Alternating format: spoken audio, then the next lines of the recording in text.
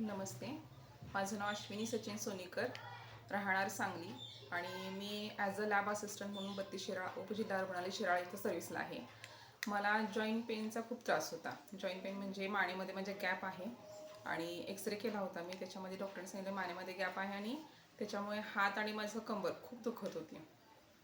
मग असंच माझ्या बहिणीने मला सांगितलं की हे ज्यूस तुम्ही घ्या, वापरा आणि बघा म्हणते रिझल्ट. मला पहिल्यांदा विश्वास नाही बसला त्याच्यावरती.